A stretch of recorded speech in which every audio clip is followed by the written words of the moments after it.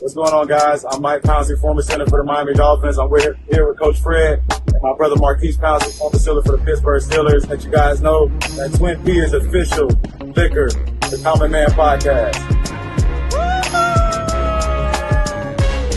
Bottoms up, Twin P, best. Gotta drink some more.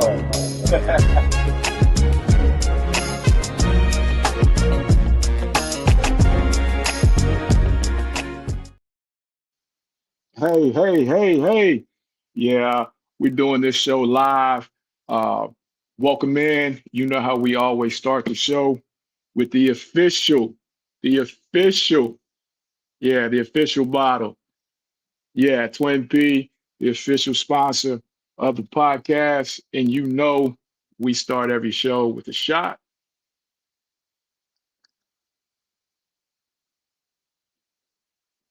Here's to a good show.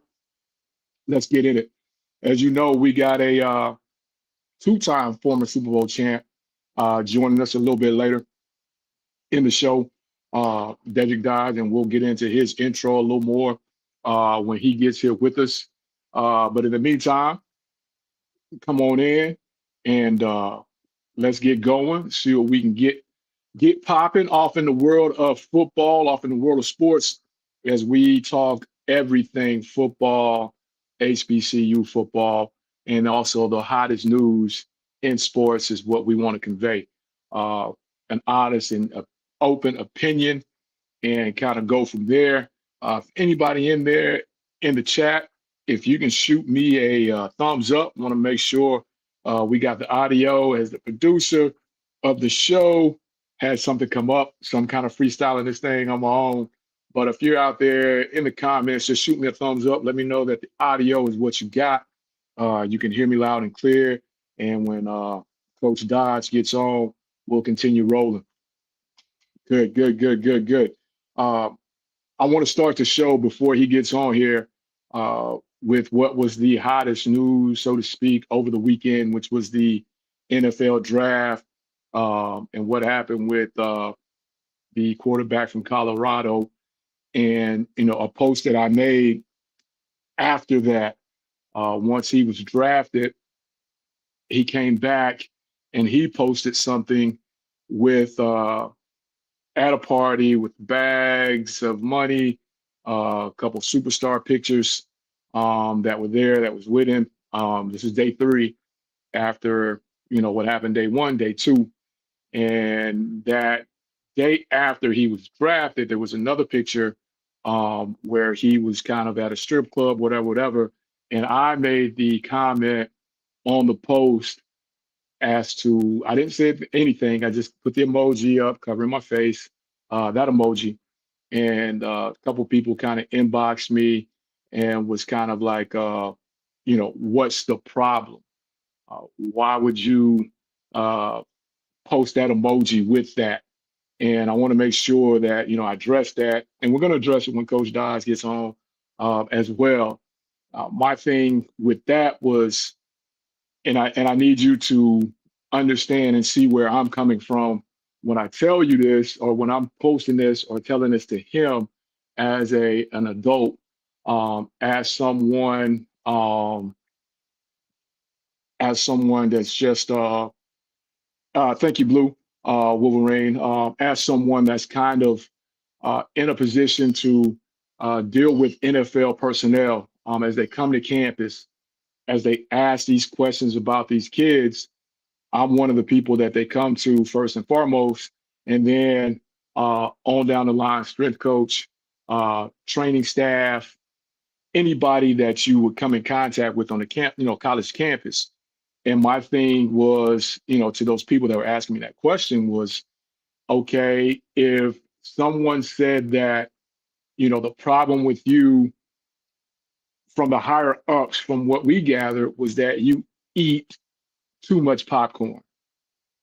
Okay, if they're saying the reason they didn't hire you because you eat too much popcorn, turn down the popcorn eating. If this is something that you want. You know what I mean? And my thing with that was we saw everything that went on, And even after that, you still kind of came up and posted pictures portraying the exact thing that they said was the original issue. And that's kind of where, my thought process with that was, if they are telling you right now that this is the issue, this is the problem, this is why we did what we did. To me, if this is something that you want, you would try to adjust what it is that they're saying is the issue. And adjusting what they're saying is the issue is not you selling out. It's not you playing the game for the man. It's none of that. It's maturity. It's growth. It's saying that, yo, I'm serious about what it is I'm saying, and I'm trying to convey to you that I want to do. So I'm going to listen to what you guys are saying. I'm going to take what you guys are saying. I hear everything you guys are saying, and I'm going to work on it. Immediately going out and doing just the opposite of what they said was the issue with you is an issue within itself, to me. So when the people kind of came in my inbox and were asking me the question and was kind of saying that, why should he have to change? Why would you want him to play the game? Why would you want him to be somebody other than himself? Be who you are. But if you're saying you want to work for said company, said entity, and said company, said entity said, hey, man, this is what we've got to have from you. We wanted to hire you at this level, but because of X, Y, and Z, we couldn't hire you at this level. But we are going to hire you at this level and let you earn, let you gain, let you build that trust within this company, and then we'll go from there. Okay, I got it. Thank you for hiring me at this entry-level position. I won't disappoint you. And then, that happened at the 3:00 interview. And then at 10 o'clock happy hour, they see pictures of you doing what they just told you a few hours ago was the issue.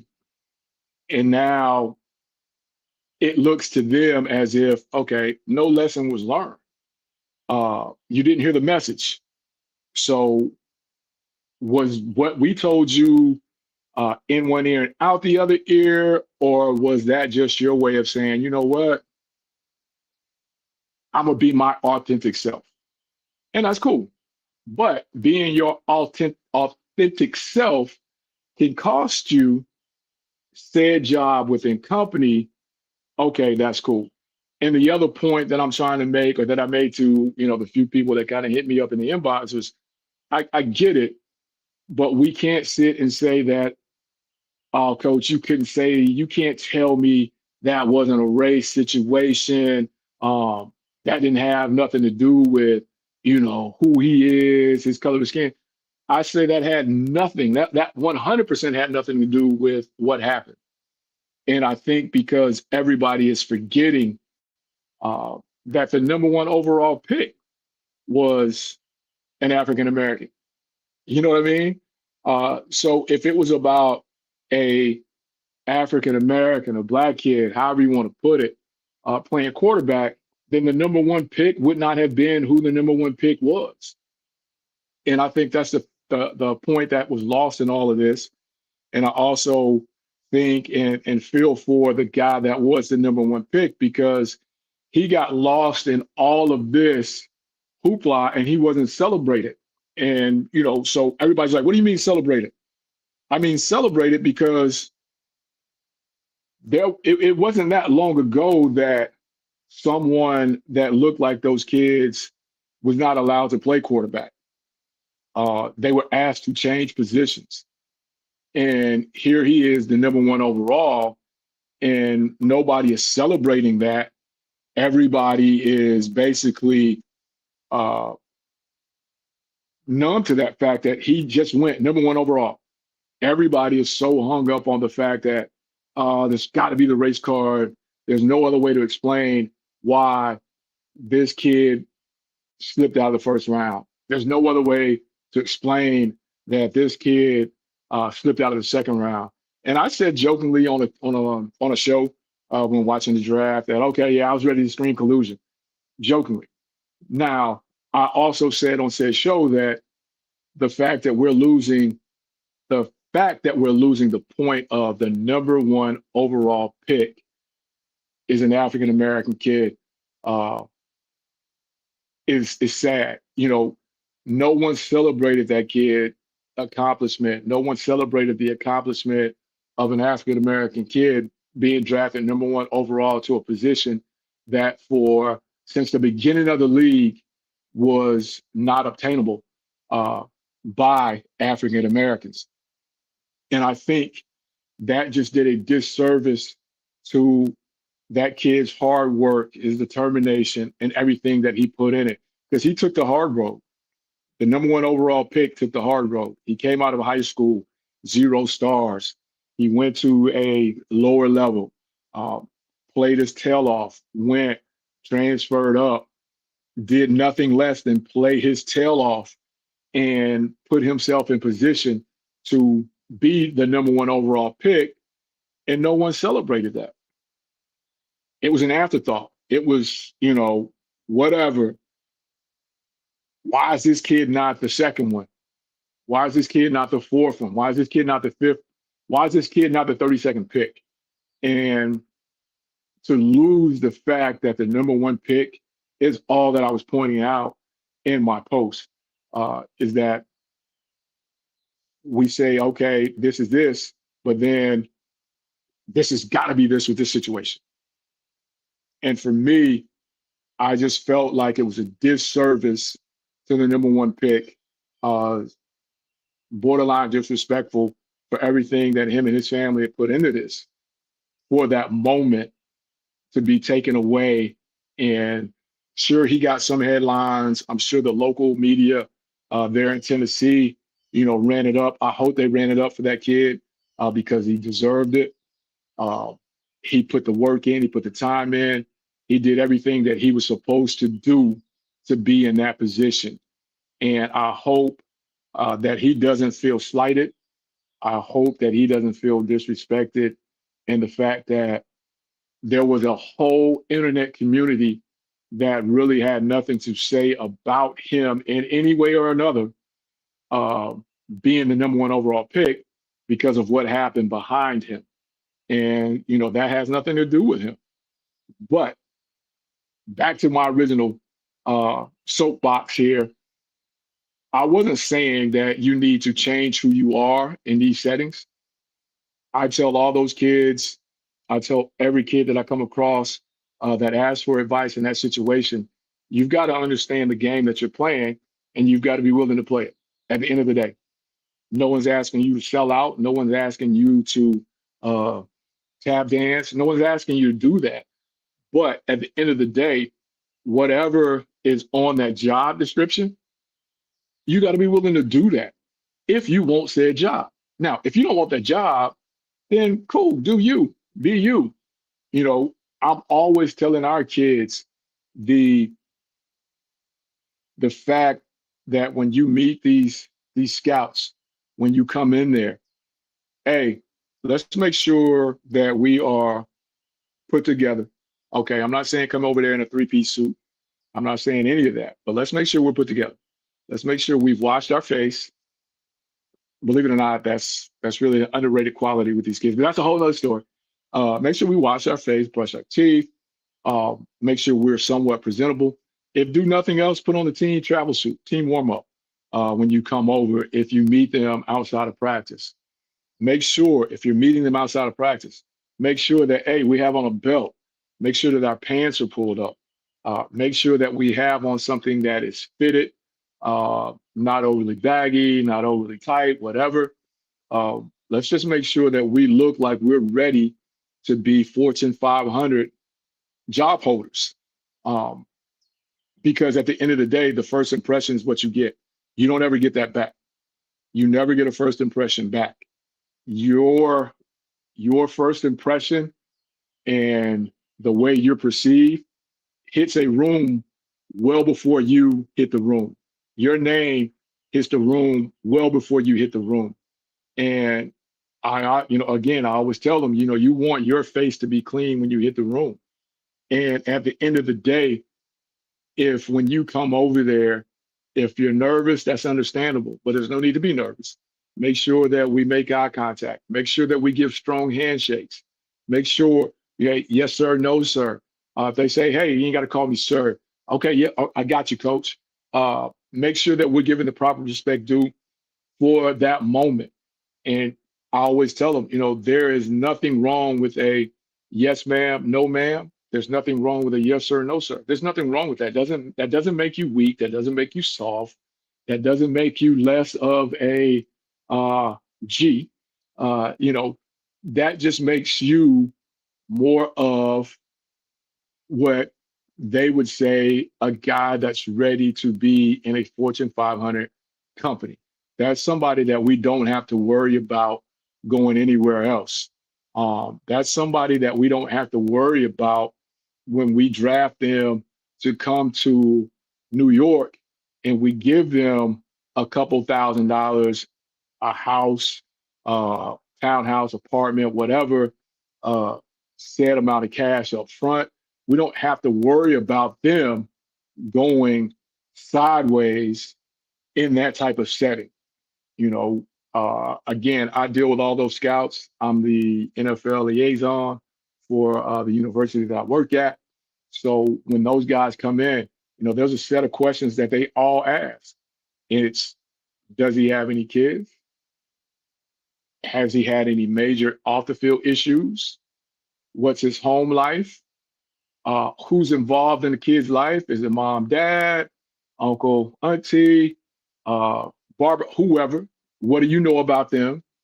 What has he been into before he got to you if it's a transfer situation? They want to know that. One of their questions that they'll ask back, do you think he can handle being in the NFL by himself in Tampa, Florida, without mom, without whoever? They want to know this. These are questions that they ask me. These are questions that they ask coaches. So, and I can lie and I can tell them anything that I think they want to hear. But once they start to do that research, they start to peel back that onion, because those guys are across campus. True story, running back we had a couple years ago, we had a scout that came to the facility, met the kid, talked to myself, the head coach, strength coach, training staff, academic staff, whole nine. Hey, appreciate it, coach. Thank you. We appreciate it. Hey, if we need any more information, we'll get back to you. Boom. Okay, cool. Walk him out. He gets in his car. Go over to the cafeteria. Guess who's in the cafeteria talking to the cafeteria ladies? Said scout about said player. So, it counts more than you guys think it counts when they say they want high character people. It counts. At the end of the day, the post that I made was simply saying, hey, kid, true enough, you have the talent, you have the ability. They've questioned something else. They told you what the something else was. Now, you can't come back and show them that they were right with the something else that they questioned. And you can't do that in less than 24 hours. And that's kind of what happened. And that's kind of how, what my whole post was. Again, I had people that kind of came in asking me questions. I won't say, and they were very respectful, but they were hinting that I was asking him to sell out, or why should I be asking him to sell out, or why should I be asking him to change who he is? And my thing is, I'm not asking you to change who you are, but if you said you want $1 million, somebody came and said they'll give you $1 million, and you've got to give up eating rice Are you going to give up eating rice? Mr. Moore, what's happening? Are you going to give up eating rice, or are you going to turn down $1 million? I'm probably going to stop eating rice if I want the $1 million. Again, if you don't need the $1 million, eat all the rice you want. Eat all the fried rice you want. Eat all the shrimp fried rice, the beef fried rice, the curry, all the rice you want if you don't want the $1 million or you don't need the $1 million. But if this is something that you said you want, if this is something that you said is near and dear to you, I would think that you would want to do whatever it took to get said job, to get said payday. Now, if you don't need it, you don't need it. And that's a whole nother story. That's a whole nother issue. So I'm not telling anybody to sell out. I'm not telling anybody to compromise who you are, to compromise what you are. I'm telling you, or I was pointing out to the young man simply like, yo, just turn it down. Just turn it down. Nobody's asking you to do a complete 360 of who you are. Just turn it down if this is something that you really want. That's all. And, going forward, it's one of those deals of where I think as we kind of get into it, and you guys in the chat, let me know. But I think this day and age, with this generation more so than any other, they live by what they see on social media. And I don't think they realize or quite understand that sometimes social media is not real. That is a perception. That's a made up persona of who, some of these people really are. And when it comes to real life situations, a lot of that's not going to work.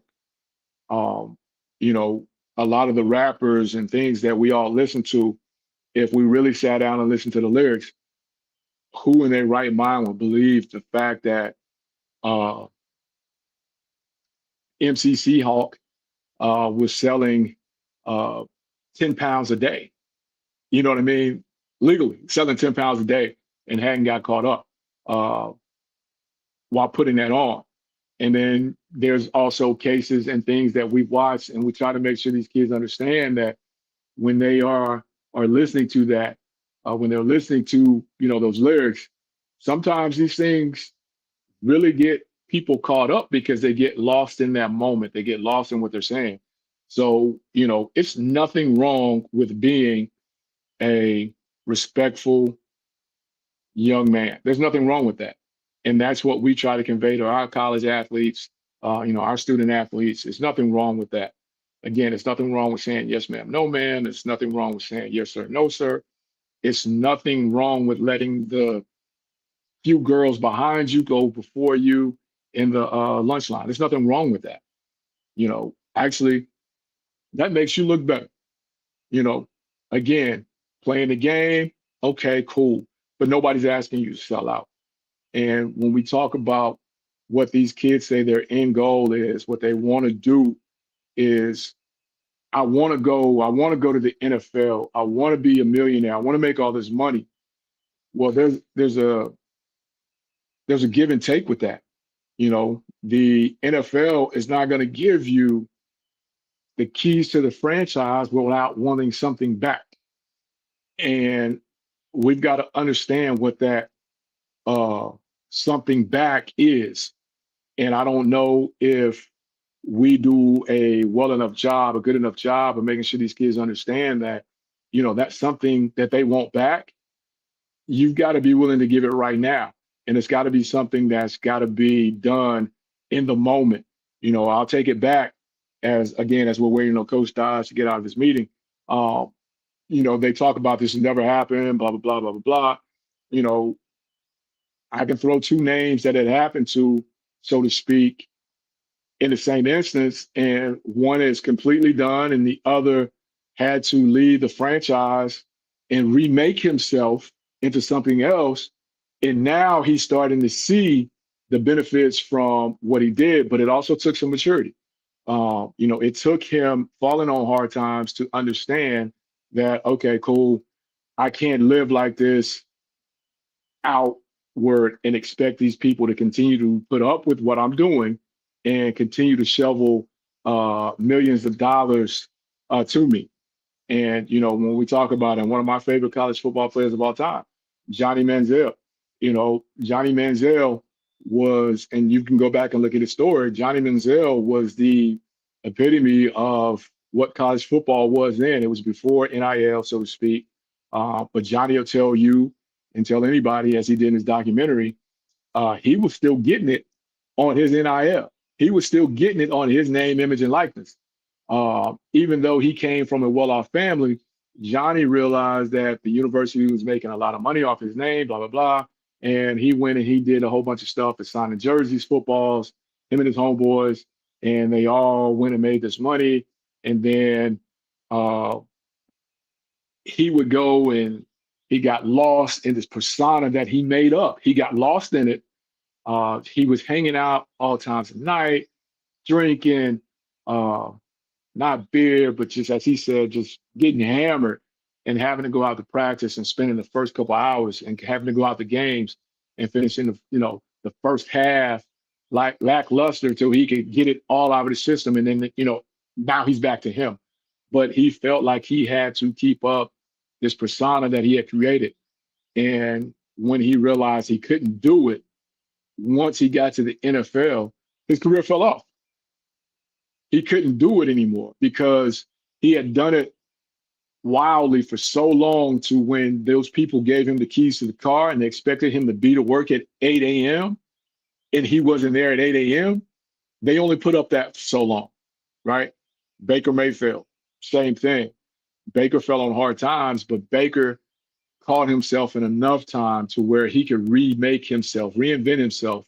And now he is a franchise talent that someone gave the keys to because he came back and he proved to them that, hey, you know what? This persona that I put on years ago, that's not who I am. This is who I am. Here I am. And he put the work in. So the young man that slid in the draft, the whole thing is they want to see who he is. Now, we've seen this persona that you put on. Is this really you? Because if it's really you, we don't want anything to do with it. First round, second round, third round, fourth round, fifth round. Okay, cool. And if it's you, no love lost. We didn't lose a thing. Now, if you come back and you reinvent yourself and you distance yourself from everything that you've shown us in the process to not take you early, then cool, we'll give it to you on the back end. We'll give it to you on the back end. And that's kind of where it is. But at the end of the day, they got mad at me again because I was pointing out, and I can't wait for Coach to get on. Hopefully he get out his meeting here before we end it, is because I want to make sure that everybody understands how the process works within the NFL. Normally, the first 3 rounds, those guys are guaranteed to be around for a little while. All right. First 3 rounds, those guys are guaranteed to be around for a little while because they're going to put a little more money into that cart, right? It's going to be guaranteed. So we're going to put up with it for at least 3, possibly 4 years, if you can start to turn the corner. And now that 4th year, we'll pick it up and we'll start adding on to it. Now, anything after that 3rd round, that middle 4th, it's a dice game. That's what it is. It's a dice game. So by going in the 5th round, they're saying basically if you don't straighten up or if the talent that you display on the field, if it doesn't match what we've given, we can wash our hands of this and we've lost nothing. We've lost nothing. So again, there's a possibility that this may not even last through the preseason into the regular season. And people got upset with me for pointing that out, but that's just the real of it. You know what I mean? That's just the real of it. Now, have 4th rounders through 7th rounders made it? Oh, no doubt. Of course. Tom Brady, best example. 6th round guy, made it, rest is history. But there's so many other cases that didn't turn out like a Tom Brady, to where it was, okay, he's worked, he's worked, he's worked, he's worked, boom, he gets a shot and he doesn't turn it loose. There's not a lot of cases like that, so there's probably more that didn't than did. And that's all I'm saying. So, when people come at me on in the inbox about what I'm saying or what I've printed, posted, uh, and I didn't say anything. I just put the emoji. And, they're like, well, why can't he just be him? That's why he just can't be him. Now, if he wants to be him outside the NFL, do you? That's all they're saying. Do you? But you can't do what we've seen here. That's the thing. And that's their deal. You can do whatever you want to do, but you can't do that here. You know what I mean? So at the end of the day, it wasn't done to be malicious. It wasn't done to jump on and kick a kid when he's down. That's not the case. I even reached out to somebody that knows the kid because I've met the kid a couple times. Great kid. I reached out to somebody that knows him. Was like, hey, love to get with him, love to talk to him. Off the record, none of this cameras. I'm not doing this for me. I'm not doing this trying to build a base or any of that. I would just like to talk to the kid. Give him a safe space to talk without having to worry about somebody posting or videoing him to put on their page or whatever. And again, like I said, I reached out to somebody that's very close to him. I hadn't heard back, so I don't know how that's going to go. But again, if I had the opportunity, I would love to sit down and talk to him. At the end of the day, you're talking to somebody that works for a living, and you're talking to somebody that's seen this thing from top to bottom. One of my kids, Seth Roberts, worked his tail off to get to Oakland as a invited free agent, and worked his tail off and made it through his first contract, got to his second contract, ended up playing with the Ravens the year they lost in the championship game to go to the Super Bowl. And, Steph understood after an early mistake in junior college, he understood what it took from that point on to even give himself an opportunity to play in the NFL. Again, Seth is one of those kids that I can pick the phone up right now and he's going to pick up, or he'll call me back as soon as he sees that he's missed my call. So that's somebody that I'm very close to and have been very close to since high school. Again, I speak about the sponsors of the show, Mike and Marquise. Known those kids for a long time, and they've done a 360. They've done another 360. But those are kids that I know will call me even after their football life, will call me and ask for advice, ask, my opinion. And they're not asking it to be publicized. They're asking it to be, hey, be real with us, be real with me. And that's all I was saying with the kid. Hey, if you don't feel like you can get it from somebody else as being real to you, or somebody just saying yes or agreeing with what it is that you want to, hey man, should I buy this bag? Yeah, you should buy it because they know you're going to buy them one. Nah, dog, you don't need to buy that bag.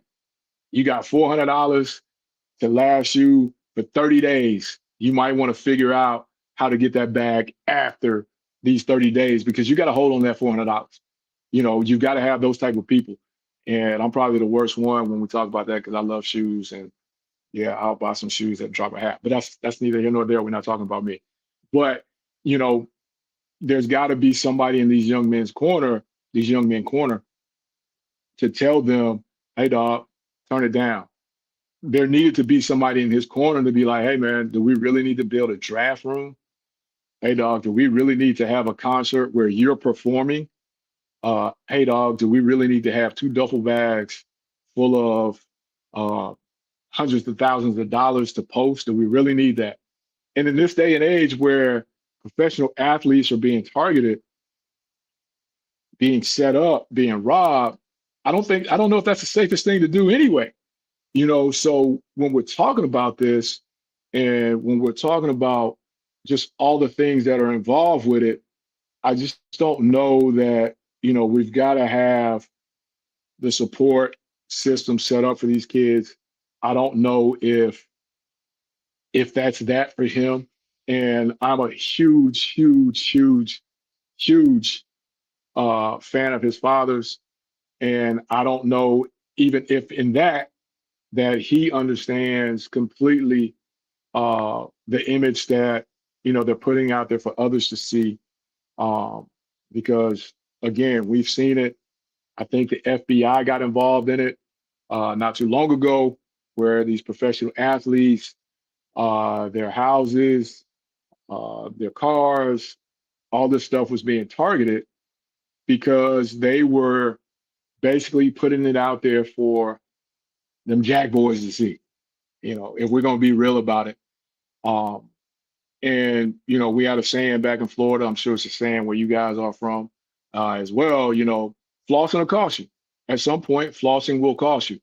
And I just worry about the flossing of, I had $100,000+ chain made especially for this, and I'm heading out to said club to celebrate this. Even though you have security with you, um, if they want to get to you, they'll get to you. And that's my whole thing to him. Man, have a great time, but be safe, be smart about what it is that you're doing, and just have a complete understanding of what you're doing. So, my whole thing is you got to have those people in your corner. And, trying to be one of those people for those kids is not always easy because sometimes hearing no is not the easiest thing for them. I deal with it all the time. I have three, uh, two boys and a girl. The girl probably listens more than the boy. You know, let's just be honest, because the boys are more in tune to the outside of it and what it looks like, how they want to be perceived, and all of that. It's nothing wrong with that, but you got to understand where you are, where you come from, and again, people that are struggling, people that are thugging, they ain't doing that by choice.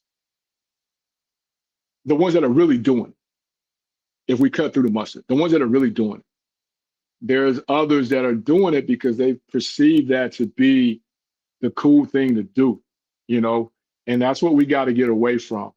And I know I may be getting off topic, waiting on Coach to get out of his meeting. Let me text him while I'm doing this before I get way off topic on a whole nother soapbox. But if you have any questions, you have any comments, any concerns, man, put them in the comments. Let's get them answered. My producer is in here. He's gonna save me, as I'm sure he saw the beginning of the show and was like, "Oh my goodness, uh, Coach is struggling." Because I couldn't take me down, but I still put the commercial up. I don't know if you saw that, Zach, but I didn't know how to do that. But it went off with a hitch anyway, man. How you doing?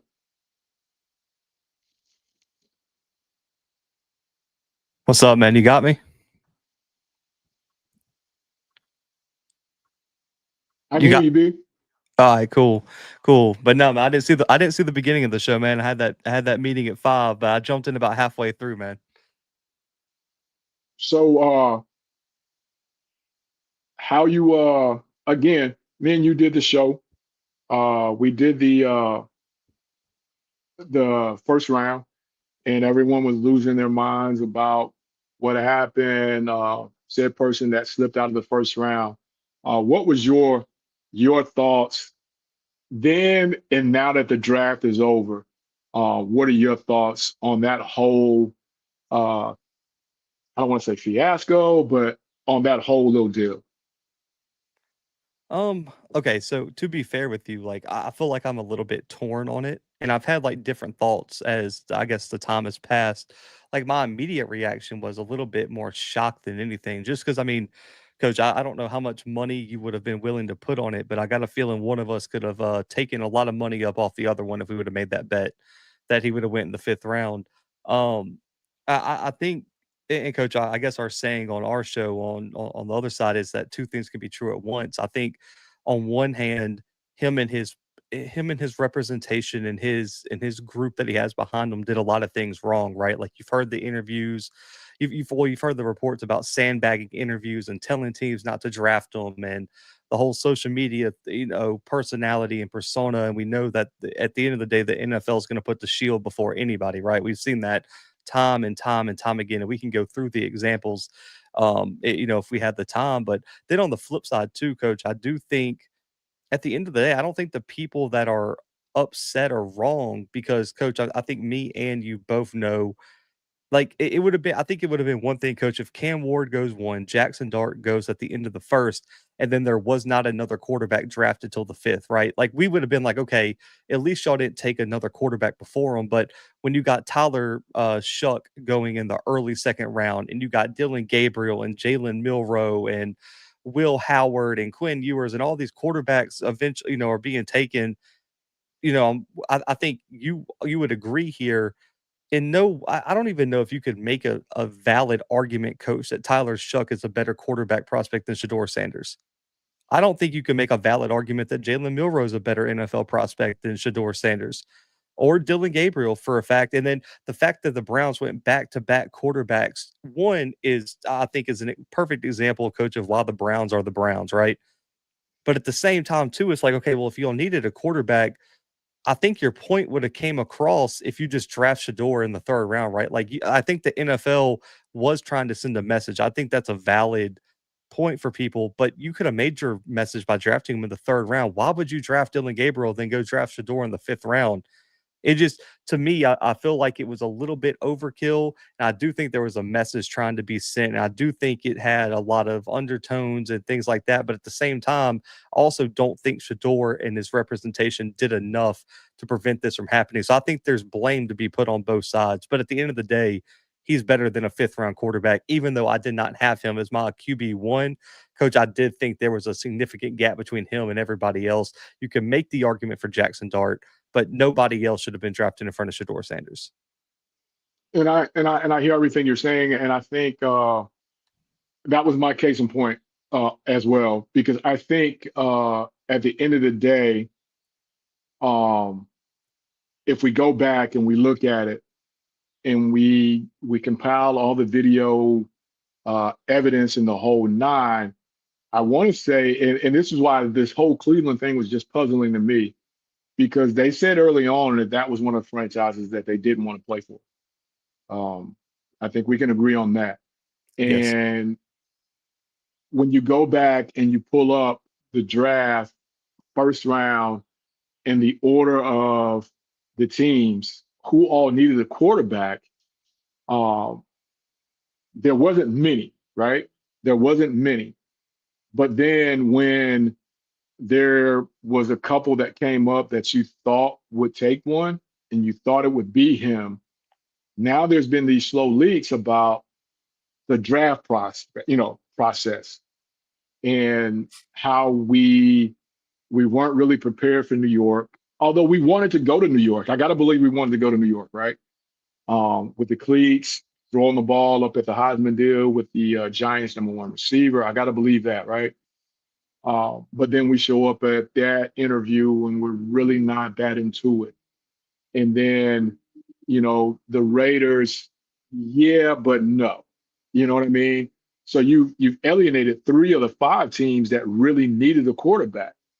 And the one team that I thought would take them, and I think I said it on that show that night, was I thought the Steelers, because I thought they had a strong enough organization to handle all that kind of comes with said pick, right? And then the longer it goes, the more it's looking like they're going veteran, and we all know the veteran that everybody's talking about. They're going to sign here in the next couple of days, next week or so, and that made more sense. But if there's only 5 people that need a quarterback, you can't come out and say that those 5 people you don't want to play quarterback for, because the 5 people that need a quarterback, they weren't very good. Let's just be honest, right? They weren't very good. So to come out and say that I'm not going to allow said player to go play for this franchise because they're not very good. Well, who do you think these quarterbacks I at the end I of the day? also and I also think too, talking about the whole, "Hey, we're not gonna play for these people," and I understand because I think the precedent a lot of people point to, like, the Mannings, right? Right. Also think what people are missing is I think there was a gross over evaluation of what he was as a prospect by his camp. Because let's just be honest, Definitely. coach, I mean, a lot of people forget, go back to that quarterback draft that Eli came out in, he was the consensus, like, it would be one thing if Cam Ward said that, right? He was the guy. The Right. Titans were gonna take him regardless of what him and his camp said, which they didn't say anything. But if you're Shador, why in the world would you say that and not be a guaranteed top 3, top 4 pick? Right? I Right. mean, like, you would figure that, "Hey, if we're gonna tell these teams not to draft them, we're gonna be locked in somewhere in the first round," and I think what happened is, and this is might be on his camp, right? And a lot of people blame the media reporting and saying that it was a team trying and coach, I said it, right? Well, I told you in the first round when we were doing our show, I thought they were leaking stuff because a team out there wanted him to fall to them. I was wrong. But, maybe that's what his camp thought, right? But I also too, his camp should be way more well connected than me and or you, right? They should have a Right. better thumb on the pulse of his stock, and I do think there was a gross over evaluation of what he was as a prospect. Because and I think that kind of falls on having your dad as an agent, having your dad be one of your primary decision makers, that's fine, right? Like, we're all for fathers and support, right? And you would do the same for your sons. But coach, you wouldn't ask your sons to hire you as their sole decision maker, right? You'd be like, "Hey, come talk to me, but why don't you go hire somebody who knows what they're doing in this space?" And I think that was one of the biggest missteps in my opinion is that they over evaluated the leverage that he really had. Definitely.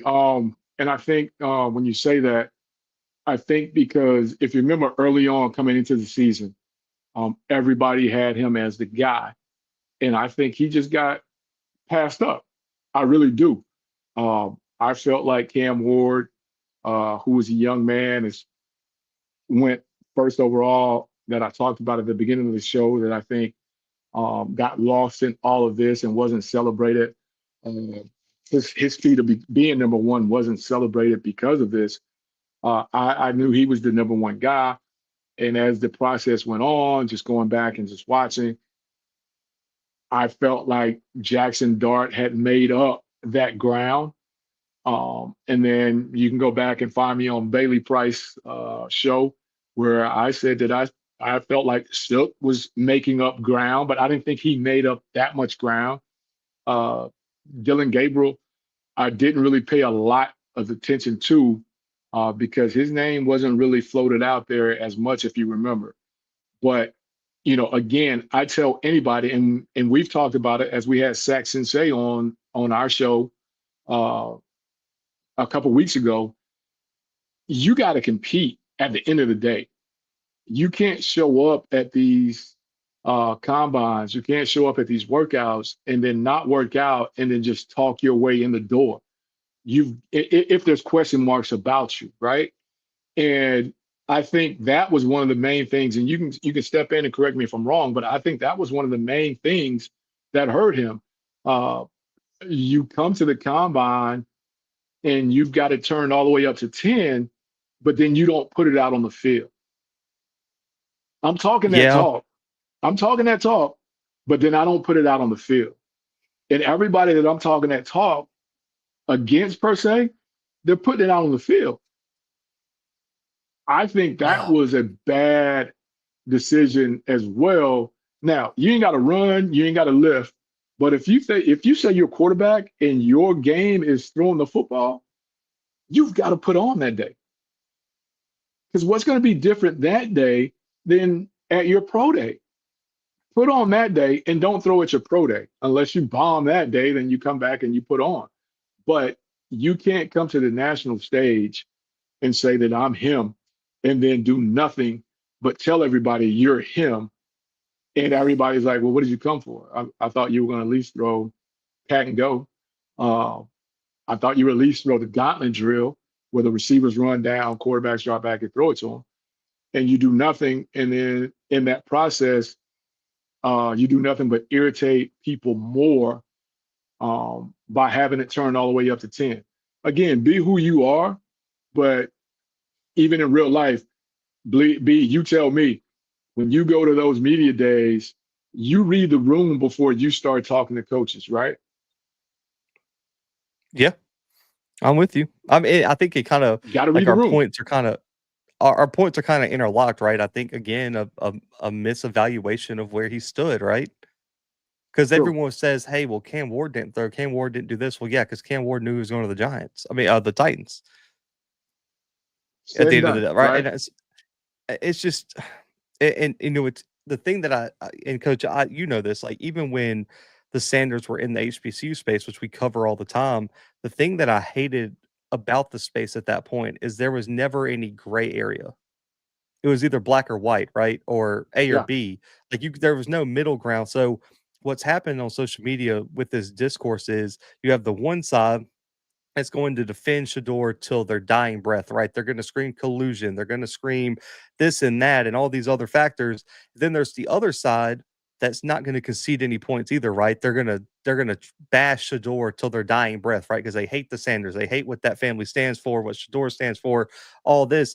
When really and truly, the true conversation should be centered around the gray area, where yes, one side is partly right, the other side is partly right. You combine the parts you're right on, and we kind of have the full story here, the full picture of how this has happened. Because, Coach, it was historic, and I think that's fair to say, right? We have never seen a quarterback who, in every single mock draft and every single ranking, was projected to go first round, and a lot of them were projected to go top 10. We've never seen a quarterback with that sort of cachet, with these sort of accolades, drop to the fifth round like this. I mean, it's a historic event, and I think there does need to be a conversation about the approach, about what the message from the NFL was, and why they were trying to send it, and then also too, just I would say like what's the framework for future prospects, right, Coach? Because the thing is part of me feels like there's never going to be another prospect like Shador Sanders with that sort of cachet, with that sort of name recognition that's linked to Dion and has all these but because I don't even think Arch falls in that Well, because that's what I was Arch, going to say. yeah, Just because because, Arch's personality is so different from Shador's, right? Like but just a Arch, family name. yeah, the family name's there for them, but Coach, I mean, you've seen like, come on, man. Like, how many times do we see a prospect like Arch Manning, Coach, be okay with just sitting the bench behind Quinn Ewers for a whole year Yeah. or And two, that's their whatever? word. Yeah. Yeah, and also too, they're talking about Arch technically has 3 years left, Coach. He might just stay for all three. The reports are coming out. You don't need the money. So for me, like, yeah, the name recognition is there, but I think Arch is a completely different type of prospect than what we saw with Shador. So that's going to be more Definitely. interesting, right? But I just think maybe this was a one-off situation, but it is kind of like a interesting thing. And I do think the NFL felt like using Shador as the messenger, right? Sending the message would lay the foundation for future prospects to be like, okay, we just got to do everything that we can and that the NFL suggests. Like, if they could do this to Shador, they can do it to me any day. So I do think there's that angle as well. It's just there's so many layers to this, Coach. And like I said, I just hate the fact that this has turned into two different sides and no one's willing to concede any points on either side. And it's just like devolved into like this weird social media battle where one side's evil, the other side's not. And and because you saw that in the HBCU space all the time when they were in the space. Definitely. And Coach Dodge is in a school board meeting and he's trying to get out. He just texted me. So we'll hang around for a little bit longer to see if he can come in. But I've listened to I don't know how many shows between Hattiesburg, Mississippi to Destin to uh, Meridian, and the the spectrum of what happened is just kind of all over the place, right? But the one that I would stand on the most is that it wasn't racism. Uh, the second one would be the fact that they put it out there early that this wasn't the strongest quarterback draft, and there wasn't a lot of teams that needed quarterbacks, and that next year was going to be a stronger quarterback draft, right? Which took me back to, okay, cool. That would be the reason for me to come out early, a year ahead of where they're saying it's just going to be stacked in the quarterback room, right? Which goes back to, if you're invited to the combine, you've got to put on, you've got to do something. Okay. Also, if they're saying you coming in, you're too loud, you've got to turn it down. And I think the evaluation process, I think um, Dad's persona leaked off to him, and Dad was a completely different athlete. He was a completely different animal. It's a completely different beast, as to where I felt like folks were saying, you know what, you aren't that. We don't have to put up with that. We can find something more comparable and be just as fine with the circus somewhere else, so to speak. Because can you imagine him sitting behind Spencer Rattler in New Orleans? And No. Spencer comes out and is having a lackluster first quarter. Can you imagine the tweets that are going to be coming as to why he's not in the game at this point? Um, and we all know now how social media moves the needle for everybody. Everybody, when you're talking franchises, when you're talking all of that, everybody is scared to death of social media and what comes from social media. And me and you've said before, it's really not a real place, so to speak, but everybody's scared to death of it. So as a franchise, as a first year head coach, I could see why New Orleans would be like, we're not going to put our guy through this. Pittsburgh, on the other hand, I thought would have been a perfect place. I could see why Cleveland would say, you know what, we're going to take the lesser of two early, knowing we need somebody to come behind a 41-year-old Joe Flacco, journeyman Kenny Pickett, a Deshaun Watson that's not going to play next year. We could take somebody and groom them. Okay, cool. The guy we really wanted, we can take him later now, it seems. And if he really wants it and shows up, cool, we got him at a lesser price. If he don't want it, he don't show up, cool, we lost him for nothing. And we can still come back next year and get what we need in that quarterback room, is how I feel that played out, so to speak. And again, I could be completely wrong. I could be far from the truth. But when the reports are saying no one wanted to touch you because of how you come in the building, I've got to believe that you've got to look at the guy in the mirror and have a self-evaluation check and be like, okay, cool, let me do this. I'll go this way and go from there. I do wonder, and I think you're right on most of the points. I will say though, I understand the side of I guess the one side that is blaming the NFL, because it does, like, from an outside perspective, it does look like some collusion, and it is interesting that they picked him to be the poster child of this, right? Especially when you have so many examples of guys that were just taking flyers on, right? Where you get the Johnny Manziels, you get the Baker Mayfields, and maybe they were better prospects, right? I think you can make an argument Baker was a better NFL prospect than Shador coming out of college. Johnny Like, was the guy now. yeah, We can't but downplay but that but now. Johnny was a guy. but also He too, beat Johnny came with Alabama twice. yes, I mean, that's fine, but, like, we had 2 good years, right? And a lot of that time was tied to Mike Evans, and he was a Heisman winner. You have all that, but there was a lot of baggage that came with Johnny Manziel, and Oh, no doubt. somebody still overlooked all that baggage and chose him in the first round, right? And I think that's the kind of the perspective where it does look bad, and you do kinda have to look around like, okay, if they felt like Johnny Manziel didn't have enough baggage, like, as much as you could say Shador comes with baggage, Coach, Shador's baggage is completely different than Manziel's. Like, we've never seen Shador get caught up in anything off the field or have anything, that was like a True. legal matter. Like, I think True. Shador actually comes with probably less baggage than Manziel would have came with, and that kind of proved correct, looking back now with hindsight. So I do think there is a True. conversation that should be had about the collusion part and about the racial undertones of how it does look, right? I'm not, I'm with you that I don't think race was the 100% the factor, but it does look, it based on the NFL's history, right? it does look it's very suspicious that a guy like Manziel gets the benefit of the doubt when a guy like Shador doesn't, right? And I think that's fair. And I hear what you're saying, but let me ask you this: those two examples, because we all know the quarterback position in the NFL is held as what? The position, right? Yeah. It's basically the same franchise. Yeah, it is. It's basically the same couple franchises, so to speak, that need quarterbacks. Is it safe to say that they say, you know what? I've seen this movie before. We ain't going here.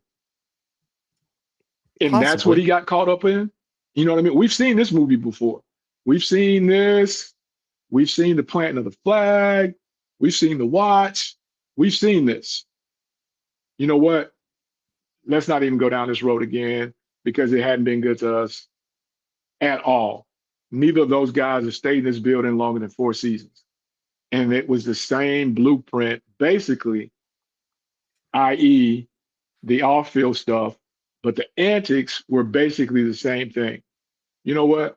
Nah, let's not do this here so early, too risky. If it comes back later, okay, we can revisit it. Is it safe to say that that was part of it? Yeah, I mean, it could have been. It just, again, like, it's just interesting that this is where they drew the line, right? True. Like, because I mean, I think we have those prospects every year, right? That come with the well, I mean, we saw the kid from Marshall drop too, right? That had the Yeah. off the field The incident, the edge issues. rusher, first Yep. Yep. round caliber. I think he fell to what, the third, late third, something like that.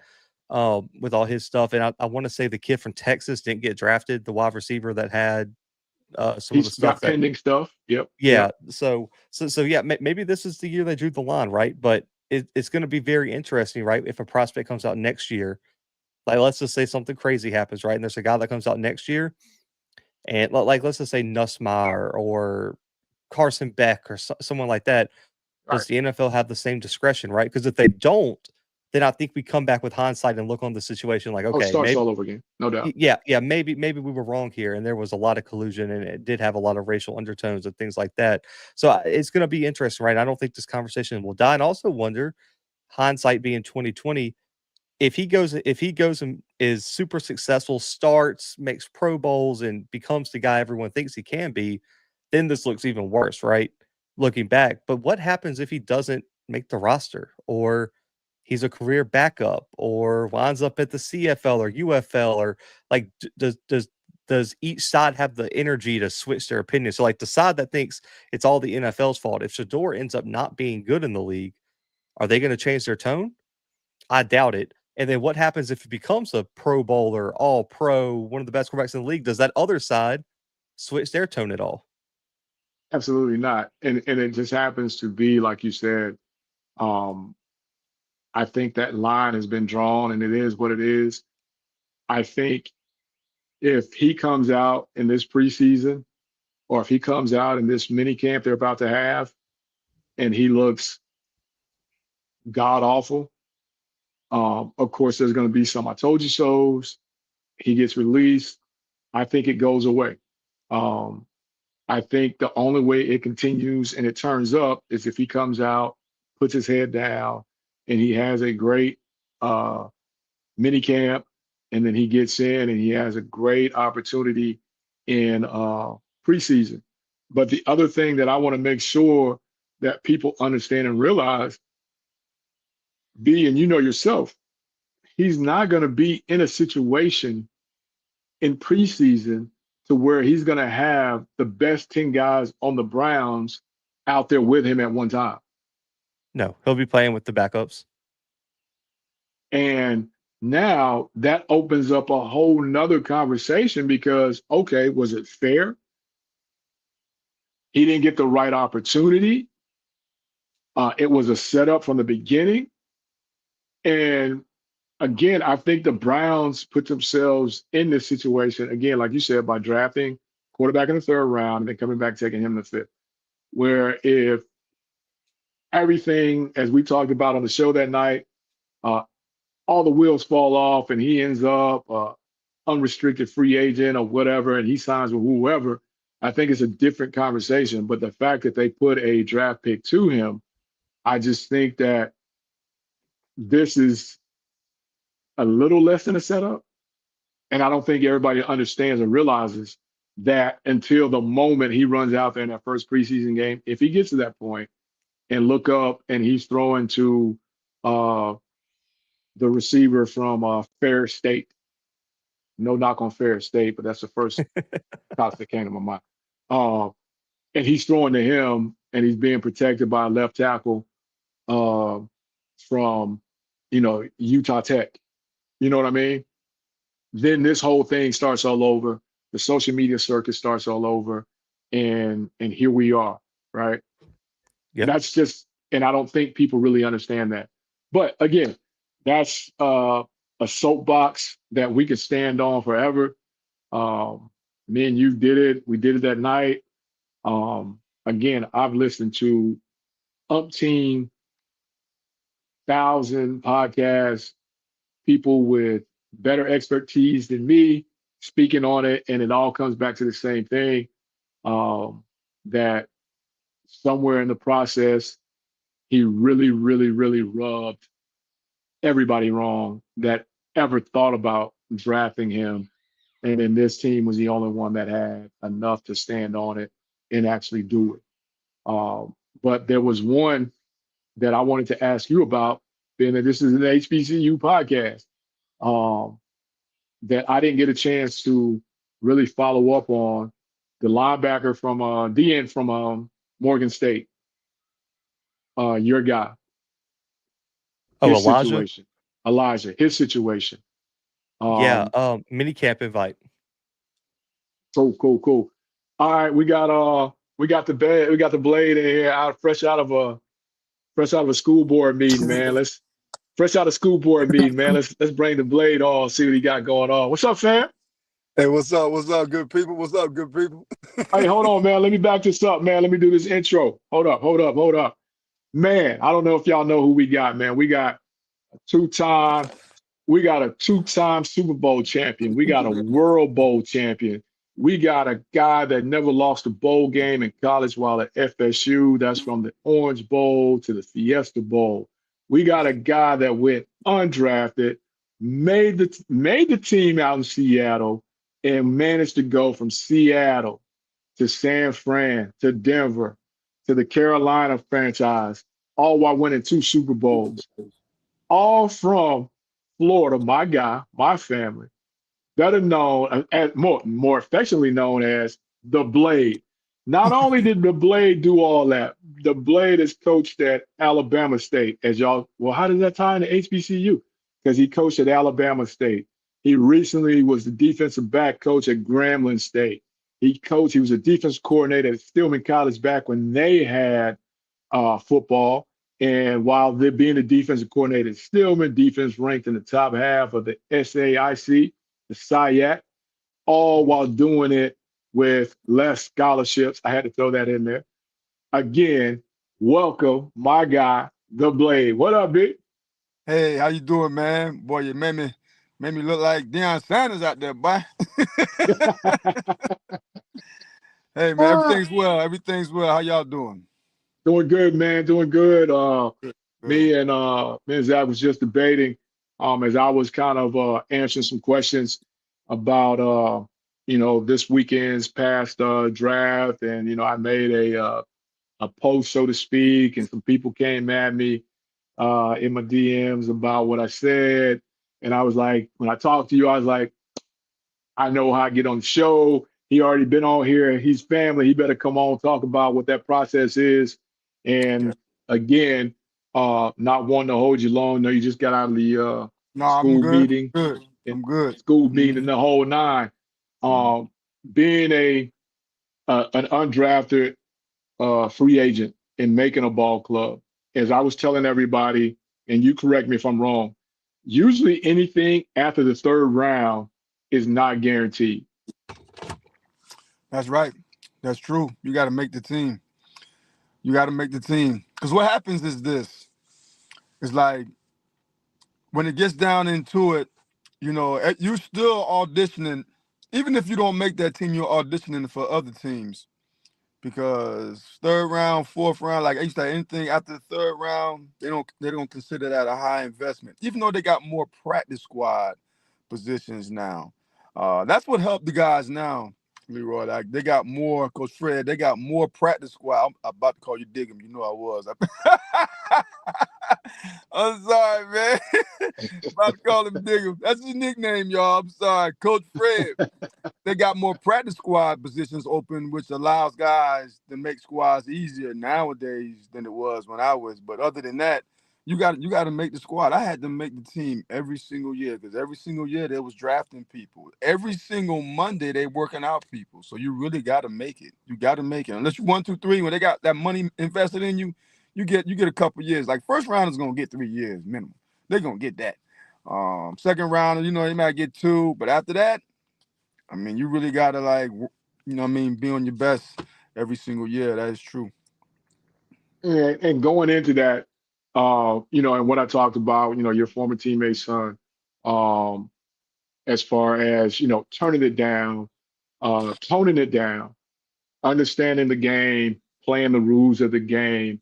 So to give you some context on what I said, so he posted a picture of him and this rapper, young lady that I don't know, and he posted it, and then they posted the pictures with the duffel bags full of money, right? Yes. And all I posted was the emoji with the hand over the face, right?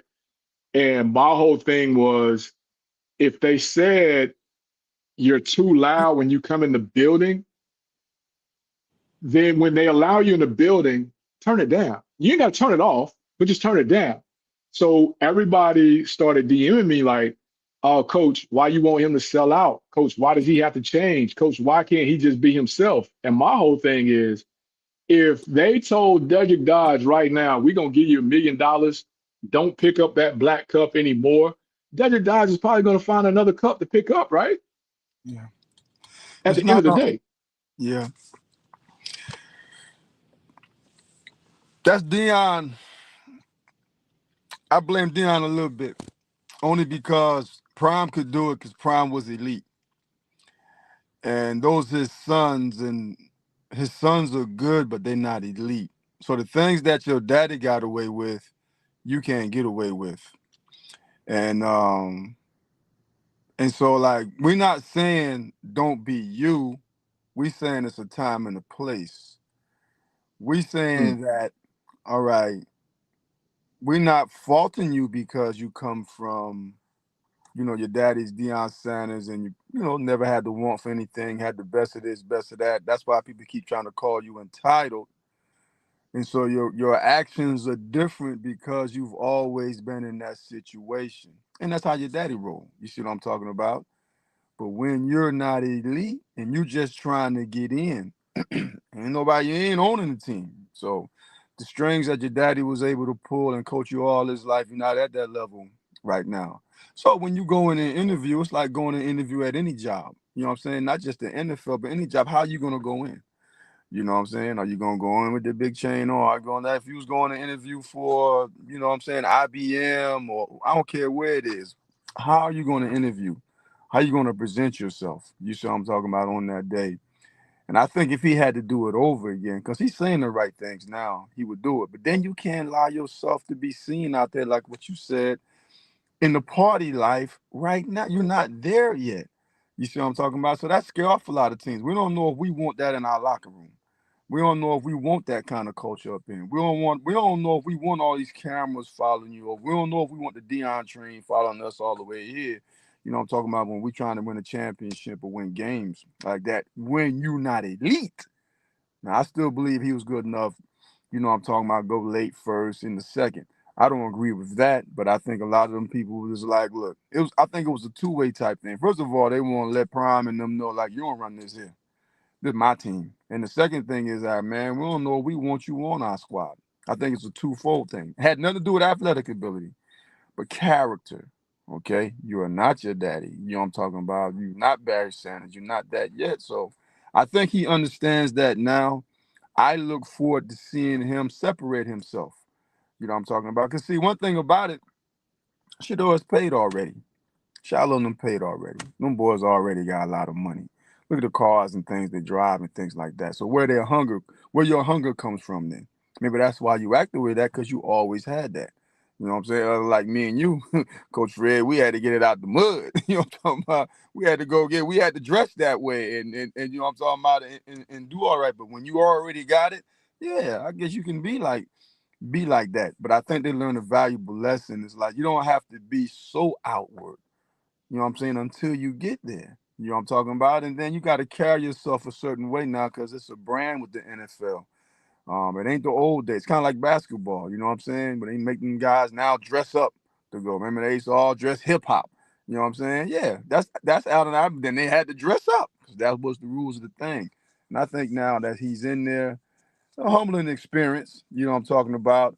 And I look forward to him separating himself. Because if anything, if you wasn't motivated no time in your life, this is the time you should be motivated to shut everybody up and prove them wrong and be legendary. And that's my whole thing. Again, before somebody cuts it up and try to make a soundbite out of what you said. Again, as I was telling them, the people that were coming at me in the DMs, like I'm not bashing the young man. I'm just saying, like you said, if I'm going into IBM, if I'm going into Apple, and I know that I'm trying to get this job, I'm not going in there sagging. I'm not going in there with the hat turned to the side. I'm not going in there showing all the tattoos. I got tats. I got tats, right? But when I go in that interview, I've got on a long sleeve shirt. I'm not going in there showing all of that. Once I get in there, maybe that first Friday at work, and we're in the break room, they're gonna be like, "Hey, Fred, I didn't know you had all them tattoos." Nah, you weren't supposed to know. But now that I'm in here, okay, cool. I got on my polo, that kind of thing. And I think that's what was lost in the message. And I don't want that to get lost in people listening to what you're saying, because that's all you're saying. Like, hey, now you should be motivated. Now, here's your opportunity. And again, that quarterback room has got a veteran that's won a Super Bowl, a journeyman that's been in there for 3-4 years, a veteran that's got guaranteed money that's not going to play this year, and then a third round draft pick and yourself. So the opportunities, and you can speak to this more, the opportunities with those reps, you got to be ready to go, if I'm not mistaken. And you can speak more to that when you talk about what the ones get, what the twos get, and what happens after that. He's not gonna get many reps, and then he can't be wrong. So now everybody's looking for you to mess up, because you're Mm. Shedeur Sanders and you said you are legendary. You can't even really miss a throw. You know what I mean? Really, you gotta be kind of quiet, because it's gonna be hard for you to get reps when there's 5 quarterbacks in the room. You know what I'm saying? They don't practice all day. You know what I'm saying? And Deshaun Watson not gonna get none, so we'll say 4. So you got 4 quarterbacks. That fourth quarterback usually don't get a lot of reps, but I truly believe they'll alternate between but anytime he get him and Dylan, but anytime he get out there, he's gonna have to be the first guy to the meeting, the last guy off the field. He's gonna really have to live at the facility to to change the narrative of what the nation sees of him. Everything's been handed to you. You know what I'm saying? You can't Mhm. come in there right on time. You can't leave right when practice is over. You need to find you some young guys, get to practice early, be thrown. This is what I would do. Be thrown early. You need to stay there late, be thrown to some young guys, because that's what they're going, because they film everything in the NFL. Anytime you on the field, from when you walk on there, Coach Fred, they filming you. So even though you're walking on, the camera's rolling. So all that'll be his extra reps. And then when he get in, man, he got to be flawless. I played back, I played backup safety. And I'm sitting there, you third team. And so you got to learn the strong safety and the free as the backup. And they didn't want to hear that you didn't know the play or know the defense. Even though you over there, you got to be getting mental reps, because they might just say, dodge out the blue, get strong safety. You'd be like in your mind, I ain't had no strong safety reps all week. But you're supposed to be getting the reps on the sideline. If you go out there and mess up, that's what they're going to say. See, this is why you don't get in. Shador's going to be in that situation. Shador's going to be in that situation. He's going to be. They are looking. The red dot is on his head because you got a lot of people. We know the kid can play, but because you said you legendary, whenever you go in there, that's what they're going to want to see. Legendary things.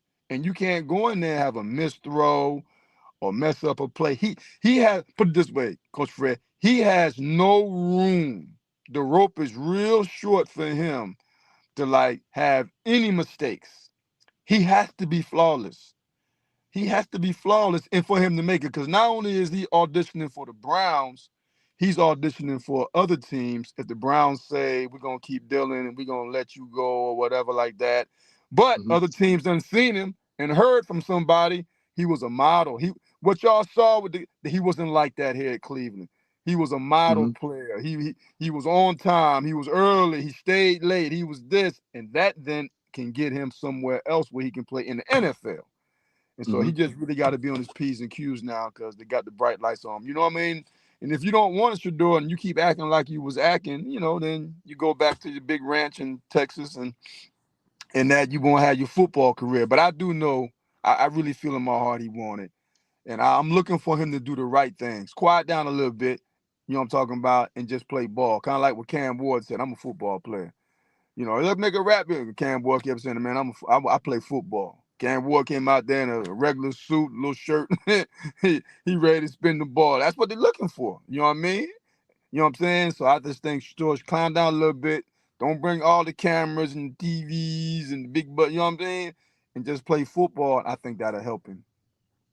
Yeah, and then that quarterback room is already, I don't want to say in a shambles, but already in shambles because Joe Flacco, 41, Kenny Pickett, and then there's going to already be the camera crew there because Dylan was taking third, he was taking fifth, and Deshaun Watson's guaranteed enough money to stretch around the globe 5 times, and he's not even playing this year because he messed up his Achilles again.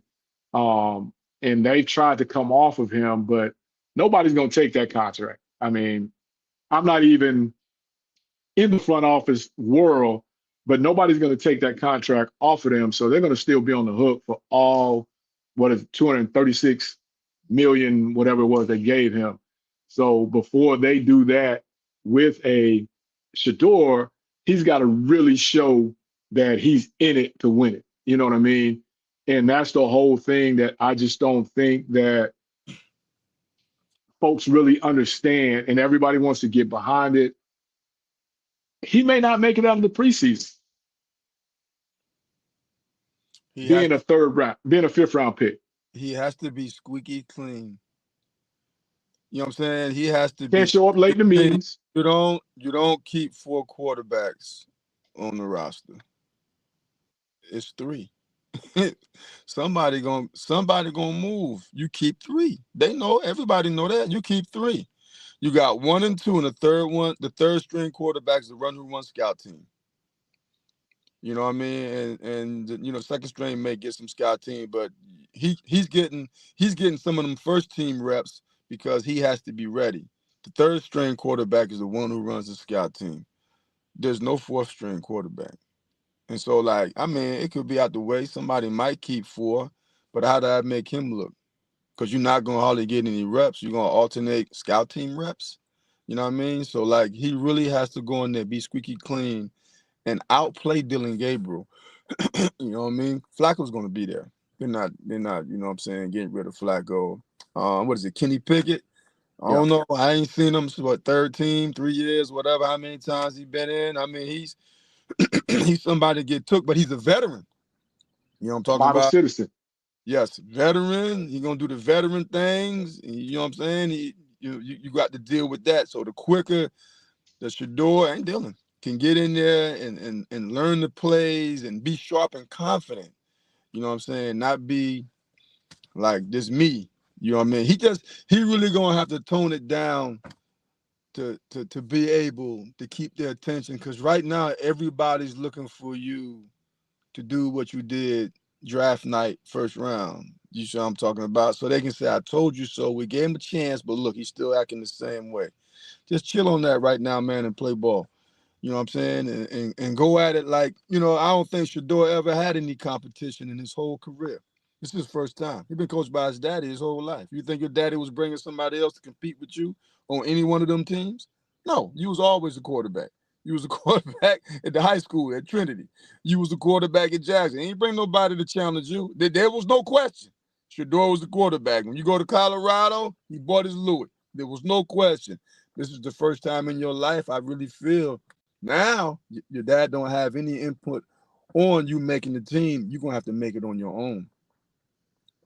Right, right. And, transitioning off of that to somebody that you were on the practice field with and you watched Miles Farley signing a undrafted free agent deal with the Giants going into that quarterback room. If you could just speak to Miles and what you saw in him, big 6'4", 6'5", big arm, going in that quarterback room with Russell Wilson, Jameis Winston, and they drafted Jackson Dart. So now him being the fourth quarterback, and I think they still have Tommy there as well. I'm not sure. So that's the fifth one as well. But just to, seeing Miles in person, man, just speak to that just a little bit. He's an excellent young man. I know he struggled a little last year, and I just think that was because of the coaching change. He's a better quarterback than what he showed last year. The system, I think, kind of grasped the system that, Coach Mickey and them was running. But the year before that, when I was there, he was as good as any quarterback, in FCS. Tall, big kid, smart, a leader, carry himself the right way. Yes, sir, no, sir, young man. They're going to get that type young man when they get there. You know what I'm saying? They can pass the ball, tall, can see over people, can move. You know what I'm saying? Can skate out the pocket left or right. But when you talk character-wise, he's a high-character young man. Once you in the show, man, I didn't know that, what you told me, Coach Fred. And so once you in the show, anything is possible. If he's the fourth string quarterback, just for you being in camp, because you never know, you ain't but one play from being third or two plays from being second. You know what I mean? So he just needs to go in there and study. He does have the talent, to me, to be on an NFL roster. Needs some years to be someone that's starting the NFL. But you talking about somebody that can get in there and be a third string quarterback like that, and then one day hopefully to be second and move way up. I do see he can be that kind of guy. But an excellent high character young man, can move, can throw the ball, can push the ball downfield. I mean, he just got in the camp. You know how many quarterbacks want to be able to get into an NFL camp and he got that? That tells you everything right there. And he didn't have his best year last year. You know what I'm saying? But obviously saw what some other people saw the year before. You know what I'm saying? When Gramblin's offense was doing really good, when they had Hugh Jackson there and they was doing well. And no doubt that Hugh Jackson probably put a good name on him too as well. But I'm just very happy for the young man. Now he needs to do like Shador. You got to be first on the field, last off the field, first at the door when the coach comes to get in the meeting room, sitting in the front. I mean, all those things. You know what I'm saying? You have to do to be seen. You know what I mean? Run all the scout team. I got it. I'll be the scout team quarterback. That's how you do. You know what I'm talking about, to be able to be seen. I look for him doing that, man, and wish him the best. And just to speak to that again, like I said, you were around him for a year. The year before, he had a really good game versus UCLA before he transferred to Grambling, 6'5" kid, big arm. You know, speaking from the HBCU specter side, you've got to you've got to do extra, and you've got to have the measurables. And when you talk about that, when you talk about Miles, and you say, the 6'5", big arm, can see old folks, has good, maybe not elite mobility, but smart kid. And I think he can make all the throws. I think if he's given the opportunity, I think he could definitely make a team. And if not, like you said, the audition tape, I think, would be well enough for maybe later on with the USFL, definitely in Canadian League, because he can make that sideline throw with that wider type of feel. I think he could definitely, thrive up there. But to continue on in your career, When you get to Seattle, who's the quarterbacks there? We had Kelly Stauffer, Dave Craig. We didn't have any elite quarterbacks. And then my second year, we drafted Dan McGuire. And Dan McGuire reminds me of DJ, the guy that went to Florida State just recently. They were kind of like the same kind of guy, real big, can throw the ball, but wasn't the best mobile far as quarterback. They kind of remind me of each other as I sit here and think. Dave Craig was an old veteran guy. Kelly Stauffer was a younger guy. We didn't have any elite quarterbacks when I went there. To me, and I'm not trying to diss anybody, when I got to Seattle, remember now, I played at Florida State when we were loaded, and we played Miami every year, and Miami was loaded, and we played UF and Auburn and up. So anyway, when I went to Seattle, I said to one of the players, I said, I went against better quarterbacks in practice.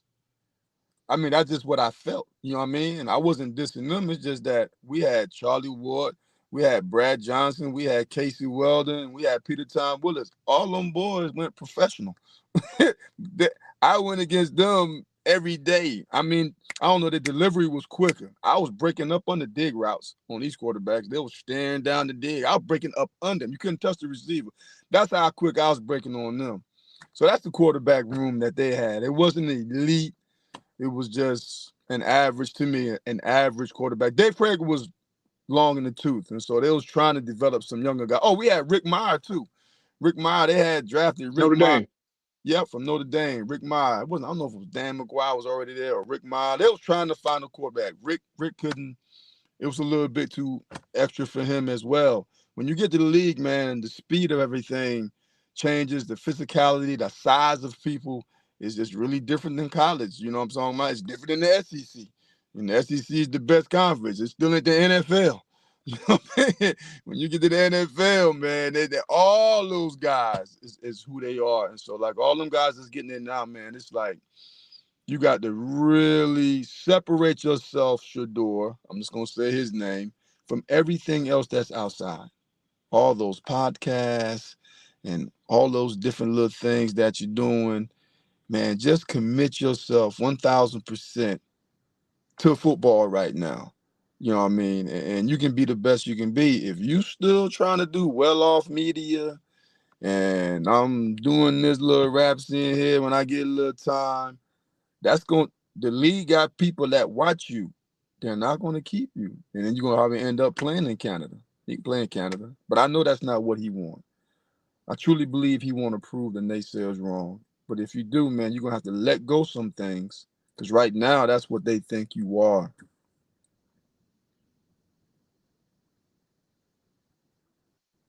B, you with me? I'm with you, man. I'm with you. Okay, so I'm going somewhere with this when I'm asking you this. So that we leave Seattle, we get to San Fran. Who's in that quarterback room? Ooh, we got Steve Young. We got Steve Young and Elvis Gerback in the quarterback room. Now everything them picked up.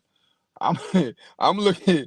I go to the 49ers walkthrough, and I said, this walkthrough, that might as well say run through, because everybody full speed. Jerry Rice catching the ball, running all the way to the end zone. Ricky Waters running the ball all the way to the end zone. We got guys rushing like they got pads on. I mean, it just was a different scene when I went there. And so when I went there, I was third, fourth team again. You know, they brought me in, and I was that again. But I went in with a leadership type mind, but I had learned that at Florida State, so I was loud. I was calling out formations. I was calling out plays, and I always got to the ball. I was at practice early. I stayed late. Those little things, you know what I mean? And I ended up beating out a guy that the year before was a 6th-round draft pick. That was 6'1", 6'1", 215 pounds, and ran a 4.3. Yep, from Virginia Tech. Yep. Was good. I was better all around than he was. I was a better special teams player than he was. I was louder and more confident than he was. He was kind of quiet. So I say that even with Shador. Shador, when you line up out there, man, you got to really show that you're number one every time you out there. Because that's what I tell my players that I coach, Coach Fred. When you get out there, you are the one. You know what I'm Right. saying? You're not the two. You're not the three. When you on the field, you're now the one. And that's the mentality that he's going to have. That's the mentality I had. Every time I stepped out there, man, I wanted to show him that I belong here and that I was the one. And I was going to be loud. I was going to call out formations, and I was going to get to the ball. So they was going to see that all the time on the tape. And I was going to study my playbook and knew the defense when I went out there. So they wouldn't have no reason to be like, I can't put you out there because you don't know the playbook. I can't put you out there because you don't get to the ball. I don't put you out there because you late to the meetings or whatever. You cannot give them one reason. That's how deep the league is. Or they'll find a way to get rid of you, and they'll be working somebody else out on Monday to sign them. So again, we go from Seattle to San Fran, and now who's in that quarterback room when you get to Denver? John Elway.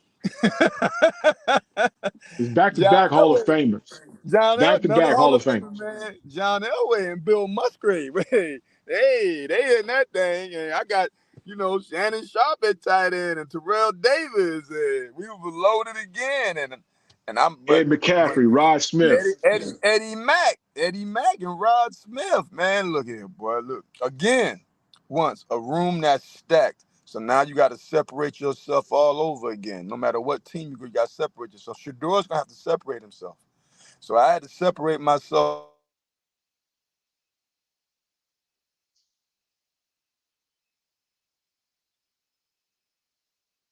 Did we lose you, Big?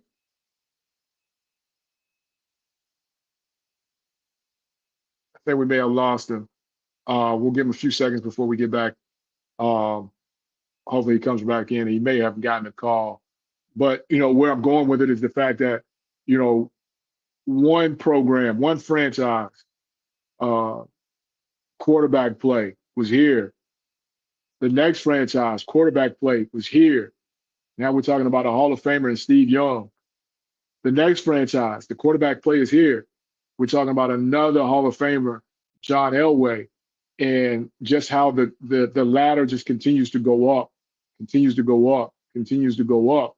And, it's not by having chance that you're in those rooms. It's by having chance when you're in those rooms that you've got to, as he just said, you've got to be willing to do what you have to do to separate yourself. All right, go ahead, Vic. Yeah, so I had to separate myself all over again, but I had experience going all the way back to Florida State. I've had good coaches everywhere I've been. I've played with some good teams. And so, John Elway was a different physical stature than Steve Young, but they still was elite. They was true professionals, and you really had to be on your game with that. So I challenged me, you know what I'm saying? Because I'm out here with the best, and I want to show them that I belong. And I was just fortunate to be able to do that. You know what I'm saying? I mean, and they had respect for me. I just was a high energy guy, and I was going to get to the ball, and I was going to be loud. And I was physical. To be skinny, I was physical. So I was going to get to the ball. I was physical. I was loud. You know what I mean? And I could break on the ball. I had instinct. And that's what really helped me. But once again, went from one good team to another good team. Very fortunate. You know what I'm saying? But like I tell people, just because you get on the roster, the 90-man roster, you know what I mean, in camp, you still got to separate yourself to make it. You got to earn them reps. Shador gonna have to earn his reps. They're not just gonna give them to him. He's gonna have to earn them, and that all comes through drills as well. They watch you I'm telling you, as soon as you step foot on the field, Coach Fred, the cameras are rolling. They see everything you're doing. So if your character's off, and when you just in stretch, you stretching. We seeing how professional you do that. We seeing who you talk to. They film everything. That's how them guys that be faking them injuries. And all of a sudden they get let go. They films you on the field. You probably was jogging and stretch. Oh, you can run. Ain't nothing wrong. I'm telling you what I know, man. You got to be on your P's and Q's. The NFL don't play. They say not for long. They ain't lied. They don't play, man. That's business. You talking billionaires, man. They ain't nothing for them. They ain't nothing for them. They gonna make their money regardless. They gonna make it regardless, with or without So Fedora. They gonna make it. so we and this is coming to my climax, right? The Seattle quarterback room to the San Fran quarterback room. Now, Dave Craig, like you said, into his career, so to speak. Steve Young at, I'd say, the middle to the climax of his career. John Elway getting over the hump in his career. And now you go to San Diego, where there is a quarterback that's coming in with a lot of hype that Immature. I wanted you to get into, because this is where I'm going with it. There was a He was. quarterback that was picked number Yep. one, right? Yep. And the hype and a can't miss prospect in the whole nine that maybe didn't have the telltale signs, as they say, with the off the field stuff. Shador doesn't have any off the field stuff, right? Other than what they say with the entourage and things like that. But you enter into that locker room with the number one pick. And in case people don't know who that number one pick Ryan was, Leaf. when you got to see Ryan Leaf. And Ryan Leaf never got over the hump. I always said the hype, the outside forces forced Ryan Leaf into a situation of where he ended up, in with the substance abuse and things like that. But I wanted to get with you on that part because the hype and everything that came along with it, the work that he didn't put in, the work that he did put in, compared to, if people don't remember, he came in as a can't miss here, and Peyton Manning came in as a can't miss under him. And there was the same guy, Mel Kiper, going back and forth with Todd McShay about who was the better prospect. Right. One side of the country was saying Peyton Manning, the other side was saying Ryan Leaf, the other side is saying Shador, the other side of the country is saying Cam Ward. We're in the same situation, but not the same situation. But just speaking on your time with Ryan Leaf in San Diego and what you saw from that and the pressures of being a quarterback with all the hype coming in. Physically, he was as gifted as anybody. Can make all the throws and throw them on a rope. He was physically gifted. Mentally, he struggled when he got to the NFL because it didn't come as easy as it was from the school he came from. I forgot what school he came. Washington State. Washington State. This ain't the Pac-10. And so now you in practice and you at these games, and you know what I'm saying, that he couldn't handle failure mentally. As Peyton struggled when he got in, he got tougher. He was more mentally tougher than Ryan. Not more physically gifted. Ryan Leaf could throw that ball. Tall, he can get out and run. He was faster than Peyton. He can get out, but I'm telling you, he could throw the ball, make every throw, with zip on it. But mentally, he folded quick. And that's why when you saw that one clip, I think, when the reporter was talking to him In in the the locker locker room. room, Yeah. he folded. You know what I'm saying? Mentally, he couldn't handle it. Physically gifted, he was there. And that's what separated him from Peyton. Peyton got beat up that first year, threw all them interceptions. He just built on that. I'm going to go study harder. I'm going to go work out harder. I'm going to. So it's got another call. But and when he gets back on, we'll tie it up and we'll get out of here. But also Ryan Leaf came with an entourage. Ryan Leaf came with a party mentality, so to speak, college life mentality. And I'm drawing the circle. I'm pulling it full circle because I really feel that that's what they see when they see Shador and Well Off Media. They see the party scene. They see the off the field antics, and I think that by itself is what it is. And again, um, and Coach Dodds can speak to it more, but I think, if I'm not mistaken, just all of the things that surrounded Ryan off the field was the party scene, the entourage, uh, Yes. the coming late, the not staying late. And I think this is what they see with him, Johnny Manziel, early Baker Mayfield. Um, Again, you were there. Ryan Leaf, the stories go, loved the party, didn't really didn't really care to practice, didn't really care to put Maturity. the time in. You know what I Maturity. mean? Mm-hmm. And I think this is kind of one of those things that they kind of see and that they want to get away from with that position. But you're better fit to speak about that, talk on that as far as when we're talking Ryan Leaf and just kind of what you saw in San Diego from that aspect. It was just maturity. His maturity wasn't there. As I said, Peyton Manning's maturity was stronger than Ryan Leaf's. Ryan Leaf as gifted as they come. Now he's gifted now. He can make all the throws, but his maturity, his character and his maturity. And I think that's what kind of scared people a little bit. That's not the only thing with Shador. Of course, Deion has something to do with that. Deion telling teams, I know I want my son to go, and he gonna go here. Right, What I mean, right, these are right. owners. They own the team. You know what I'm saying? It don't matter. You can't tell them billionaires what to do.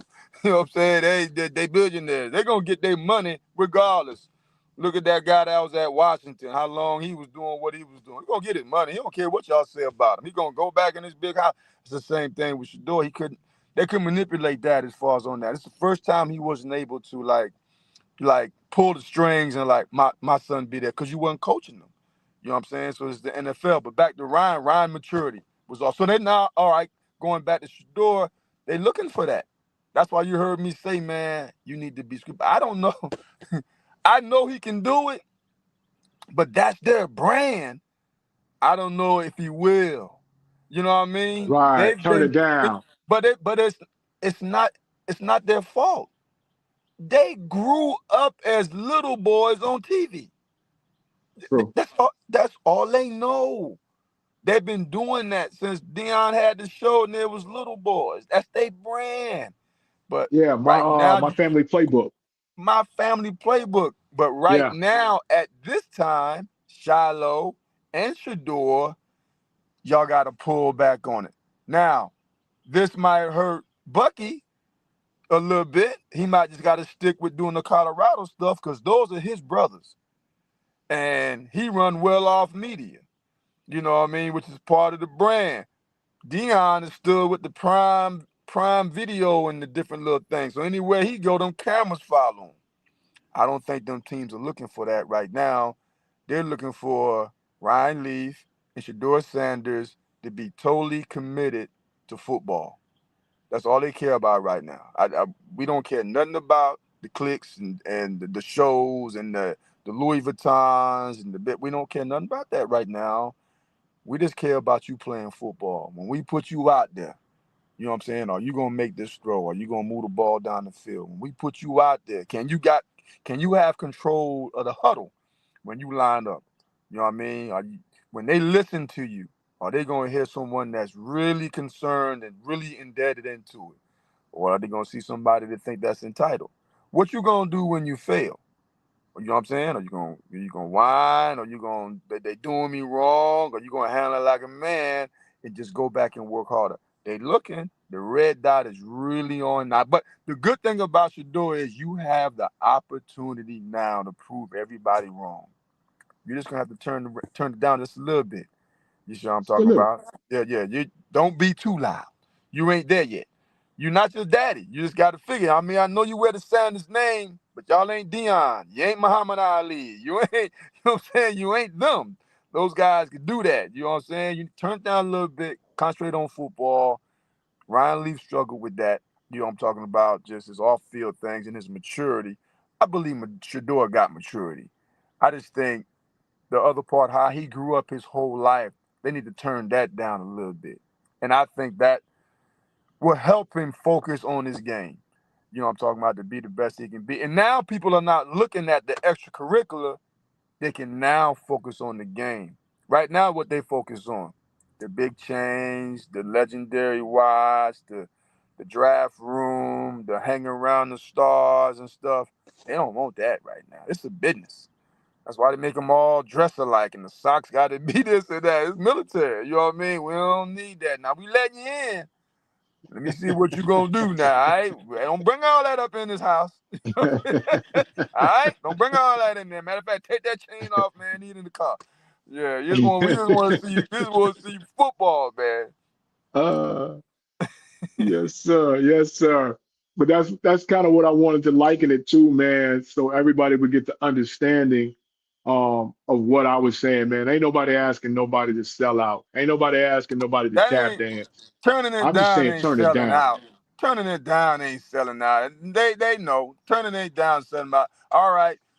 You listen to them other people and go in there and act like that and see where you be. Now, them boys don't push you down to the 5th round now. Now, I know you paid. You're going to always have money and stuff. But if you really want Yeah. to play in the NFL, you're going to have to, like, tone down a little bit and just play ball. That's all anybody want to see right now, play ball. Baker had to learn it. Johnny Manziel never learned it. That's why he ain't last. Different than Johnny Manziel, he was first-round draft pick, lasted 3-4 years because money. When you 5th round, oh, you on a short leash. I don't care whose son you is. You don't talk about you gonna be on a Yeah. short leash now. You go in there with them antics. All right, just what we thought. You know what I'm saying? Is what we thought. I told you not to draft. You know what I'm saying? It's gonna be that boom, and you gone. You playing in Canada or somebody practice wise somewhere. I still think you'll be in the league, but you won't be where you think you should be, which is humbling to you because you've always started everywhere you've been. And I think that's also a fact that a lot of people are not looking at. Um, do you really want or do you really think he can be your number two quarterback? Um, your number two quarterback is never loud. You know what I mean? Your number two quarterback is sometimes who was the number two quarterback behind Steve Young? Elvis Gerback Elvis Gerback, Michigan. and Bill Uh, Musgrave was third. Yep. who was number two behind John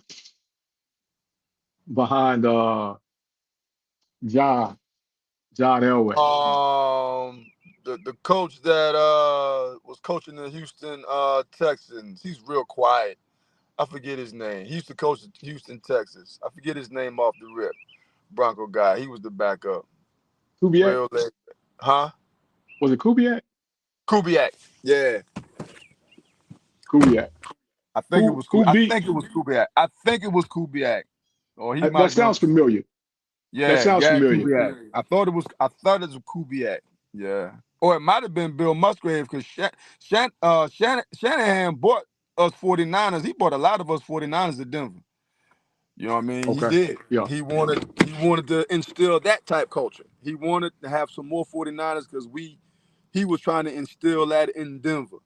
It was a bunch of us there that was from the 49ers. We sure was. You know? Who was the quarterback that took over halfway through the year when Ryan Leaf? I don't remember. I mean, again, the number two has got to be the most humble guy on the field and Yep. okay with his role. And that's the Right. clipboard, that's the earpiece, and Yes. that's like you said, understanding, being mentally prepared to understand that, okay, I'm gonna play away from having to find my helmet and go back out here, get out here on this field. And That's I right. don't think teams really saw that or see that in him. And I think that's a trait that he's going to have to, like you said, like I Adapt to. said, Yep. adapt to, You're turn gonna it have to. down. You're gonna have to. Uh, long gone are the days of Joe Namath coming out there with the In meat the coat. fur coat. You know what I mean? Bro. Uh, long gone are those days, and I don't know if that's in him. And then, like you said, if it's not the NFL, I don't see CFL. I don't see USFL. But again, he may love it that much. I don't know. But right now, I don't think he does as far as to chase it that far down to get back to it. You know what I mean? Your plight, USFL, World League, Yeah. out of football, back in it, my plight, CFL, out of the CFL, Arena 2, back to Arena 1, chasing it. I don't know if it's in him But you hit it earlier. It was in us because we was in the mud. You know what I mean? Uh, we were playing for that check, for that opportunity. And I don't know if he's really wanting to redline it for that opportunity because as somebody put on one of those podcasts that I was listening to, he's already made close to $6 million in NIL.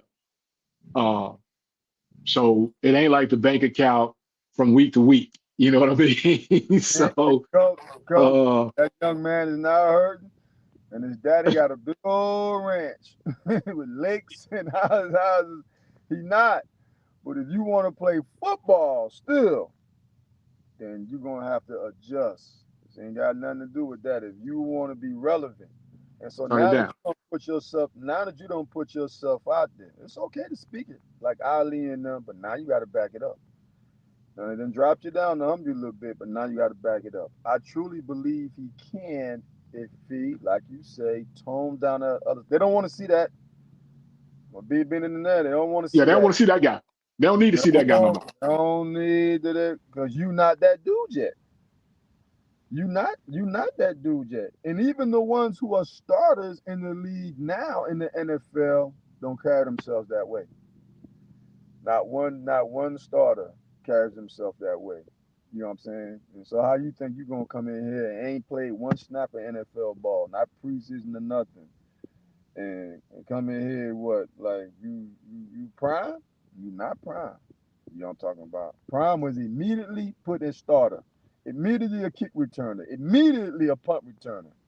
You are fifth string quarterback, fourth string now going into camp. You're gonna have to earn your way. Dion had boom, plugged him in starter, fifth pick of the draft. You're not there, so you just gotta temper yourself a little bit. If he does that, then you have a chance. But everybody's gonna be watching to see if he slipped. Coach Fred, they're gonna be watching to see if he's hanging in the club. They're gonna be watching to see if he's still doing them podcasts and the Shiloh and them. How is it at Tampa? How is it there? You can't do that. They watching all that. They don't want that attention. They want you to be 100% committed in football. That's all they want right now. So be that young man. Learn from this and be 100%.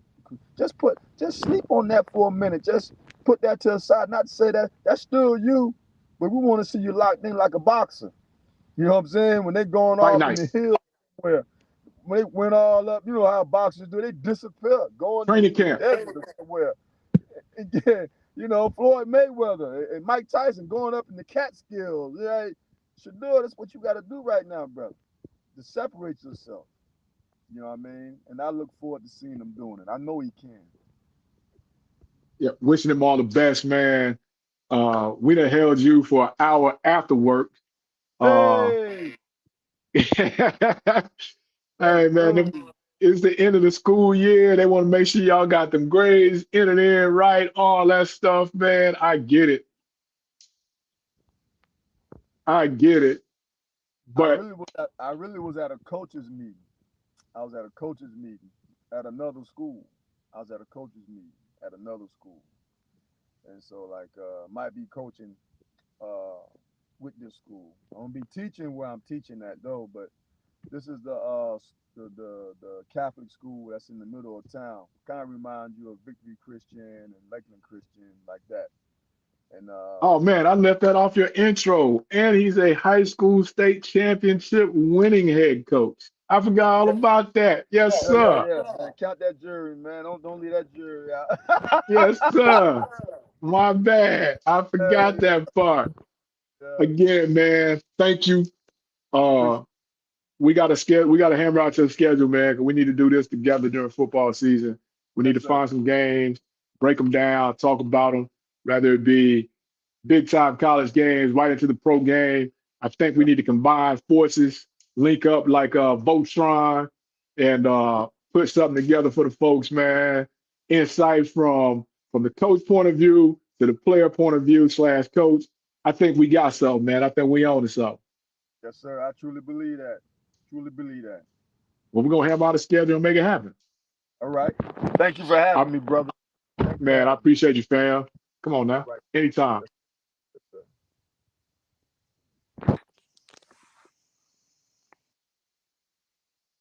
Again, man, a little longer than what the normal Drive at 5 is.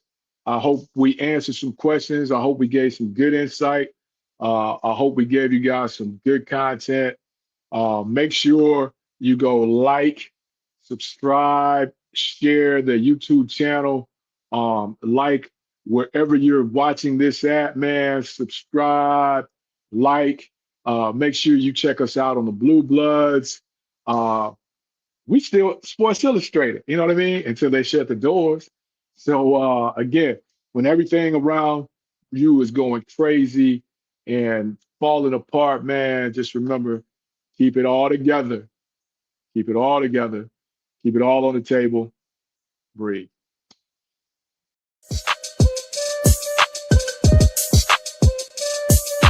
Hey, what's going on, guys? It's Mike Pouncey, former center for the Miami Dolphins. This is my brother Marquise Pouncey, former center for the Pittsburgh Steelers. What's up, everyone? This is our new cigar line. It's called Twin P. It also matches well with our bourbon whiskey. It's called Twin P as well. So if you like to smoke cigars and like to drink whiskey, I advise you get both.